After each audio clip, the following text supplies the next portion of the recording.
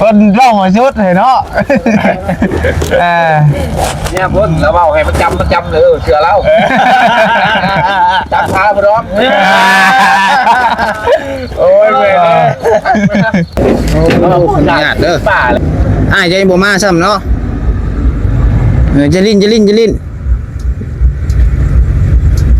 อ๋อพี่มาพี่จะนอนอยู่นี่บ่กับมาจ้ะฮะมื้อแรกนี่นอนผู้เดียวได้บ่ว่าบ่สร้างเพิ่นก็นอนอยู่กับเมียเพิ่นพี่น้องเนาะต้องใส่ผ้าก็คือสิ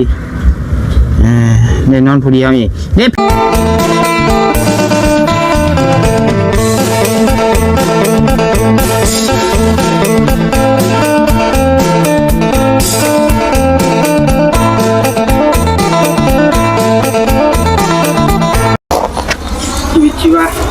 พี่น้องเนาะ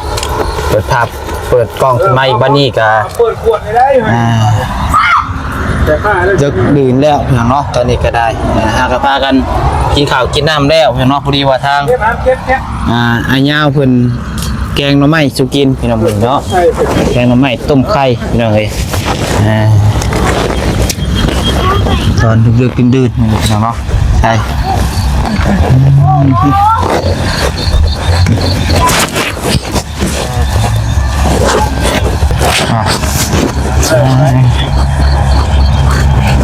สบายดีได้เด้อสบายดีจำเลงเด้อยังอยู่เป็นเด็กเลยยังลุยอยู่เนาะทำบ่สร้างครับจำเราป่ะจำข้างพุ่นบ่จำลมแรงเอายังจำบอสก็บอสเอาแล้วคนร้องมาชุดเลยเนาะเนี่ยพุ่นแล้วเอาให้ประจำเลยเชื่อแล้วจับพาพร้อมโอ้ยเว้ยเราผู้ชายเนี่ยเป็นบ้าอะไรเขาอะไรแล้วเนาะแม่นจอกันนี่แหละครับแม่อยู่ยืนโดยข้างแม่อยู่ยืนแม่เพราะว่าเขาใหญ่เขาพันหัวเนี่ยผมเป็นสบายดีได้เด้อเจ้าว่าสบายดีเนี่ยโดยยิ่งเลยคอมเมนต์มายิงไพ่เสียงเนาะตอนดึกๆสร้างอิ่มแล้วบ่มาสร้างขึ้นเข่าแซ่บอยู่บ่โอ้ครับเก่านักกระตุ้นโตลูกแบนมือเสามาใครนักกระตุ้นกระโตไปยกใช่เว้ยอะไรต่อฮะเดี๋ยวจังหวะจะพาไปเบิ่งพี่น้องเนาะเพิ่นก็ฮอดใส่แล้วห้องนะจำได้พอแล้วประเด็นนี่จำบ่จำหน้าด้านเนาะมีแล้วยิ้มพุบๆแล้วอ่ะสองสามด้านทางนี่พอใช้ผ้า3 มือถึงก็มาแล้วเมื่อปลาแล้วบัดเก็บมือเลยติดปลาเลยเด้อนั่งดื้อจุ๊บก่อนแหละแล้วกินบ่ไปกินมันอิ่มได้หมดนี่บอยแล้วโดยแล้วมาหาอยู่ใช่ป่ะอาบได้น้ำฮะบ่ได้อาบเลยหมดนี่เนาะแล้วจ้อยเลิกก่อนบัดสินอนแล้วไปล้างแข้งก่อนเด้อล้างแข้งล้างขาแน่แลนผ่าจนจะผ่านยังเพิ่นเดินบอกจะน้องเพิ่นมือกูได้ร้องจ้ะเบาล้างอยู่เฮาพวกคือบ่ได้จังแจ๊กบอกหมู่ซื่อติปล่อยแล้วกูนึงอาบได้เฮาบ่อาบก็ล้างแข้งล้างขาปอไก่เนาะตายแล้วครับอันกินวัวสุกินได้ยุ่งครบเลยเอาว่ากินตับกินไตโอ้ตับไตมันปึ๊กตัวเด็กน้อยบ่ได้ปึ๊กแค่นาผู้เฒ่าที่ตัวน่ะผู้เฒ่านะผู้เฒ่าตัวเด็กน้อยเพราะว่าต้มแซ่บเขานำเดี๋ยวนี้แหละผู้เฒ่าเลยบ่ได้กินเดี๋ยวนี้เด็กน้อยเขาฮู้เลยตัวมันแซ่บเนาะไข่จังหังกันแหละลูกมามึนกินไข่จังหังครับบ่ไข่จังหังคือบ่มาเฮ็ดค่ะคือบ่มาคนนำแต่ผู้เฒ่าไปเบิ่งมาเฮียนอะไรอย่างเฮียนบ่ติดเลยกินครับเฮียนบ่เก่งจำบ่ได้คือหั่นเด้เขาเขียนตีนไก่หั่นนะเขาบ่ให้กินผู้เฒ่าตัวสิได้แต่ก็ไข่จังหังฮะ จำบ่ได้วะ ตีนไก่เพิ่นก็บ่กินได้กินน่ะ อีกน้อยครับบ่ สารนี่ยังก็เที่ยวเพิ่นว่า มีดอกผลดอกติ ตีนไก่แม่นนั่นปีกกับชนมันนั่นบ่โอ้ยมันอันนี้บ่ยาวไหนกินปีกมันน่ะเขาว่าชนปีกมันนั่นเขาบ่ให้กินมันจะควักกันเนี่ยเขา มันบ่แม่นติตัวน่ะ บ่เป็นตีนไก่บ่ ตีนแล้วว่าตัวน่ะ ตีนมันก็ตั้งนะตีนเขียนหนังสือตีนตัวปีกมันในบ้านเฮาเลยว่าตีนไก่ แม่น คำกินข้างเดียวแล้วมันสิไปญาติพวกเขาเหรอ อยากพวกเขาเมียเขา คำกินเป็นคู่คนละนั่นคนหน่อยนั่นถ้าชุมาว่าท่านว่ากินตีนแล้วยันตีนแต่ตีนเบื้องเดียวนะต้องเป็นคู่โอ้เลยนั่น หลายคนหลายเว้าเนาะหลายบ้านก็หลายว่า เนี่ยนั่นแหละ เนี่ยจริงๆกันคนเดียวคือเห็นหยางเหมือนเดียว โอ้ย แม่ เกือบได้ยามเบิ่งเดียวแล้วเจ้ากินหา เจ้าเบื้องย่างสองเบื้องเอาย่างเบื้องย่างเบื้องเดียวเจ้าหันเอาเบื้องนั้นไปก่อนเอาเบื้องเจ้าย่างเบื้องเดียวเอาเห็นบอกเบื้องนั้นไปก่อนนี่เบื้องนี้นี่ย่างก่อนก็ได้มันย่างเบื้องเดียวไปสิย่างพร้อมกันมันย่างคนละเบื้องเลยว่ะ เราไม่ยัง เดี๋ยวย่างสองเบื้องเดี๋ยวโคช่างแล้วบอกแม่โคช่างเลยเจ้ากันเลยเบื้องเดียว ไม่ยังเหมือนเดียวนี่ สังเกตรถเบื้องใกล้เบื้องขวาเบื้องได้เกิดขาดหรือเบื้องหน้ารถแห้งตีนกันเนี่ยบ่คันว่าเบื้องนี้นี่มันแห้งรถนี่มันอยู่เบื้องขวามันขาดรถขาดทุกประมูเบื้องนี้ยังดีว่าเกิด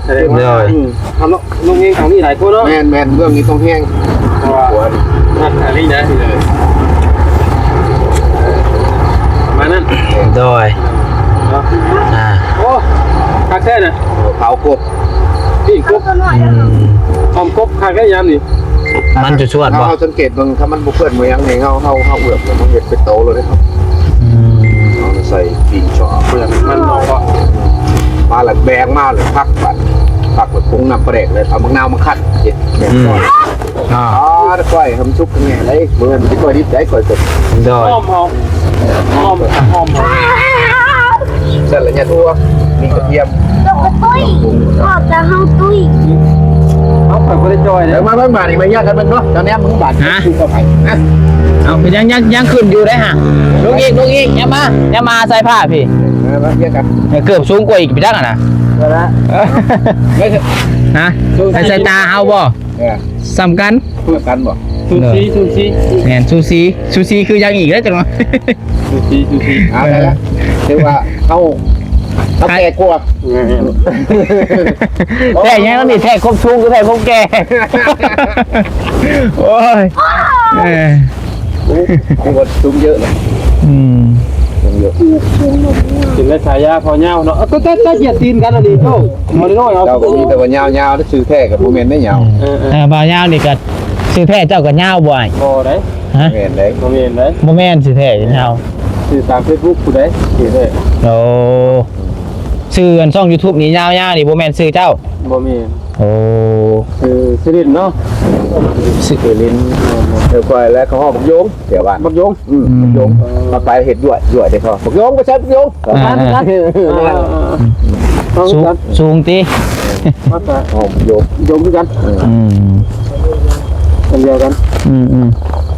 เก็บไว้เม่นจากขนมเก็บเงี้ยเก็บยังเด้ออยากกินเก็บเยี่ยมเก็บงานเก็บยังเล็กน้อย โดย พักผ่อนยามนี่มันนานแจ้งแต่คำไว้สมมุติเขานอนแต่หัวแรงนี่โอ้ย3-4 โมงยังนอนอยู่ที่โมเมนมัน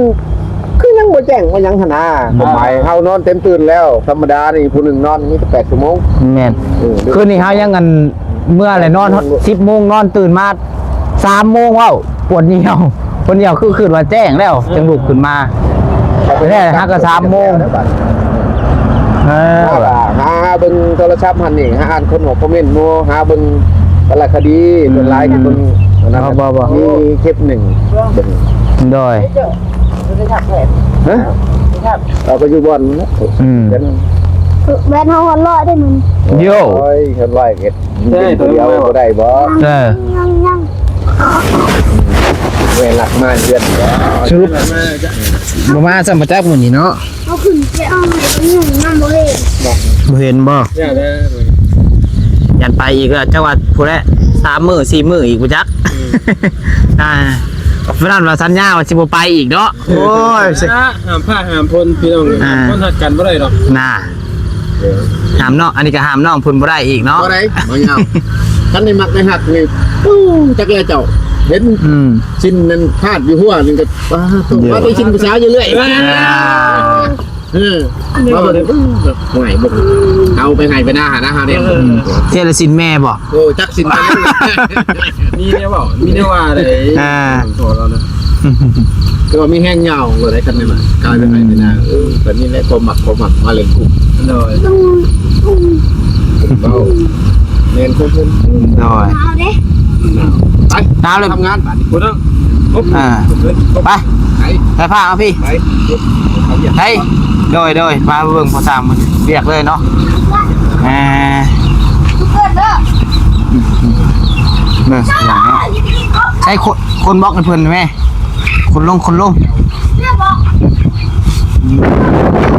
บ่ได้แล้ว เดี๋ยวมา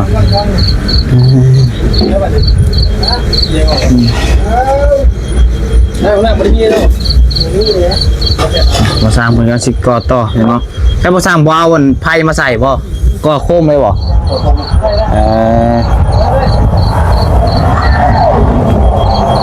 ว่าเป็นสิก่อไพ่โค้งเห็นเนาะ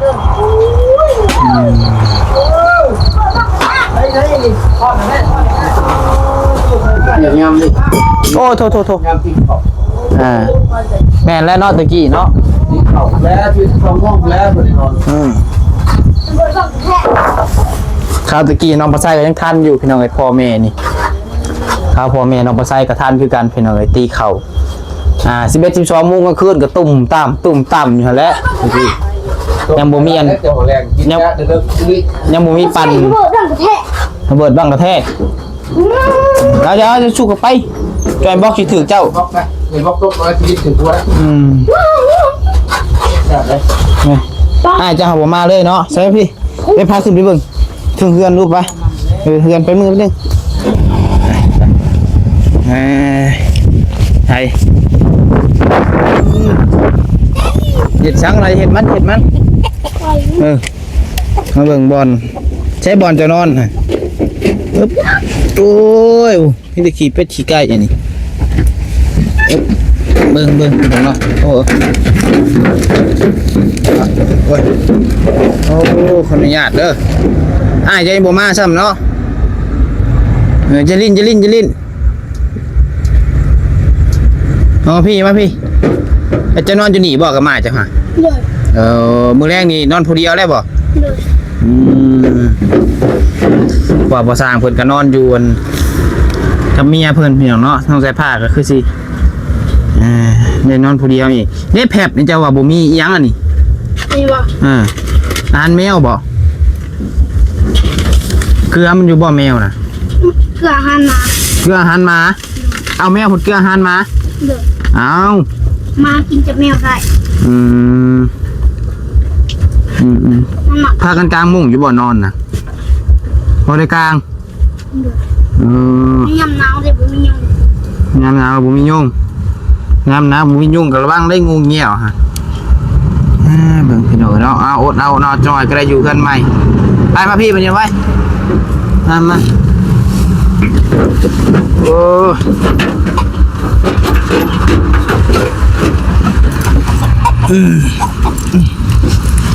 พี่น้องเพื่อนก็เฮ็ดกินอยู่นี่แล้วบ่สถานจะเพิ่งลิ้นโคมหามปิดไว้ก่อนไว้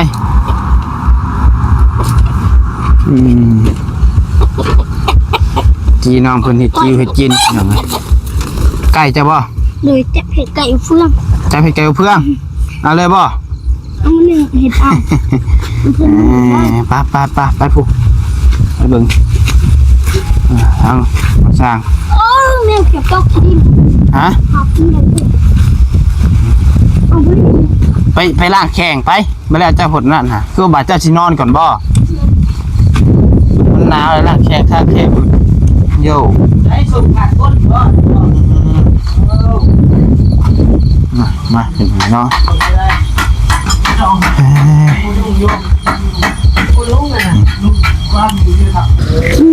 ฮะกินกบสุกหรือบ่ โอ้ก็มันไปซื้อเอาเหรอบ่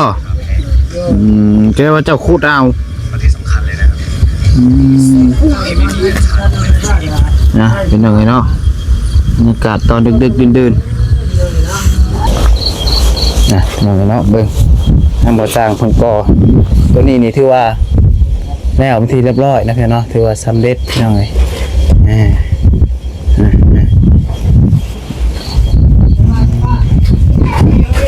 ทางไอ้ชุบไปดีเด้อโดยกินเพออีกว่ามื้อนี่ตอนแรงกะเพิ่นมากินเพอบ่โอ้มดอยู่บ่กินผู้เดียวมดเชยถุงใหญ่หาได้ป้าโธ่เป็นอีกถุงนึงแรงกับถุงนึงโย่เก่งยาดอกเฮาก็ว่าตั้งใจที่แรกว่ามาให้พุทธวีกับสายผ้าถุงนึงได้บ่สร้างกับเมียถุงนึงว่ะแต่เพิ่นบ่มาก็ยาแล้วกินเบิดแล้วแหละเจ้าเดี๋ยวปลาไว้มันสิบูดมันสิบ่แซ่บพี่น้องเนาะปากบ่มีเด้ถือว่าบ่มาเลยแหละพี่น้องมื้อนี้เนาะก็ยาเพิ่นดอกน้องสายผ้ากันนอนผู้เดียวอีกบ่แดงพี่น้องเนาะ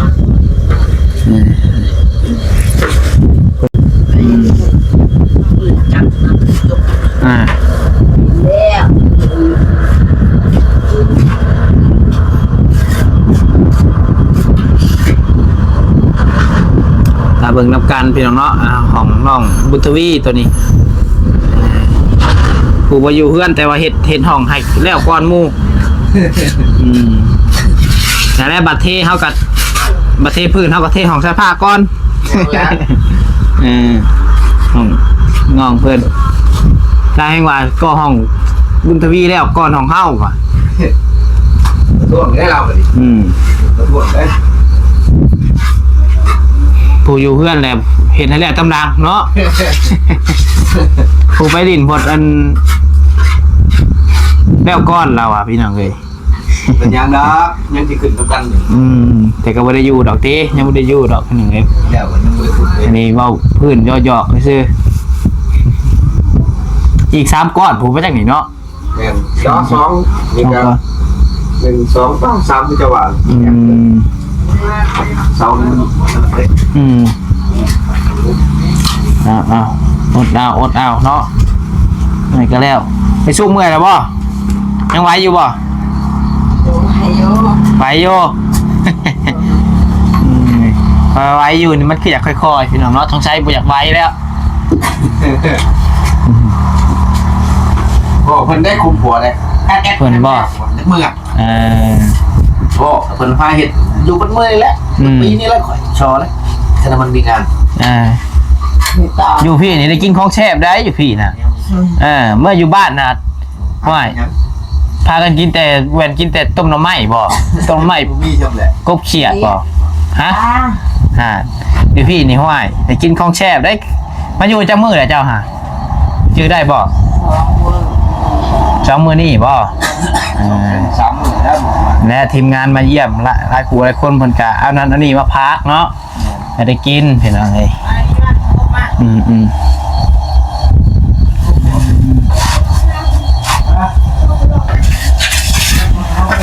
และพี่น้องกบลองหลังก็กินเนาะเพิ่นโม่สูบแล้วแหละก็ของหมักได้เฮานี่กบนี่หมักได้เฮาบ่ลอกได้ท่านลอกแล้วเลยขึ้นชื่อว่ากบมีหมักป่นป่นแล้วก็อ้อมปิ้งก็หมักต้มก็หมักบ่ทุกเมนูขึ้นชื่อว่ากบแต่ว่าน้องเฮาก็บ่กินได้กบเลือกน้องเฮาก็ได้น้องสาวน้องชายก็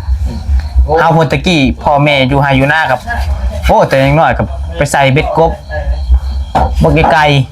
ๆใส่เบ็ดก็เพื่อสิได้ตัวนึงนี่โอ้ยพวกมันง่ายเดี๋ยวมันก็อยู่หาใส่เขาได้กินอยู่ตะกี้ก็บ่อึดดอกกบแต่ว่าเฮาไปหาใส่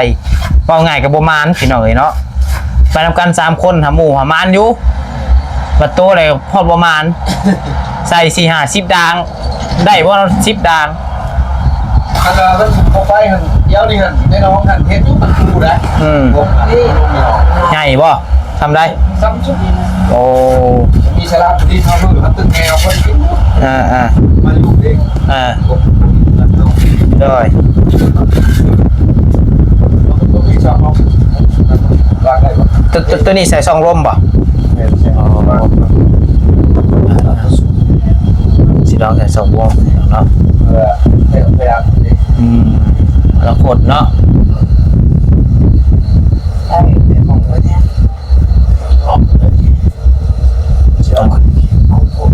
ทางซองลมพี่น้องเลย มันก็จะมาสิต่อผู้ ขอความที่ช่วยได้ไหม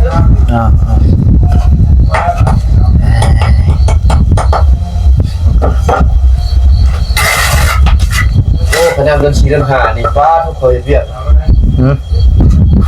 เป็นอะไร วันนี้นอน11 โมงคน โยเห็นเรียกก็ เห็นมารับ เห็นเรียกจน11-12 โมงคืนโอ้ เล่นเลยมันรอดเลยเนาะโอ้มันมีพวกอยู่เลยบางคนมีแต่พยายามเลย โดย งานนี่ละงานนี้ว่าจะเฮ็ดอะไร โอ้เดือนสองทำไปเดือนสองเดือนสาม พี่น้องจะโฟกัสส่งประสางเด้อพี่น้องเด้อไผเข้ามากับท่วงส่งแล้วนี่เนาะ พอประเด็นเวียกอยู่ชั้นสูงแล้วมันเห็นพี่น้องเนาะ โอ้ยเขาเลี้ยวดูเงินค่ารถต้น3 ตัว โดยเอามีแต่ว่าสู้ๆเด้อสู้ๆพี่น้องเนาะทางเพิ่นกะเอาพี่น้องคลิปนี้ก็สิประมาณนี้แต่สนองภาษาก็สิขอจบด้วยเพียงเท่านี้เลยเนาะอยู่ดีมีแฮงบ่สักครู่สุคนพี่น้องเอ้ยผิดพลาดประการใดก็ขอโทษขออภัยนำหลายๆพี่น้องเนาะสุดท้ายนี้คือขอกล่าวคำว่าสบายดี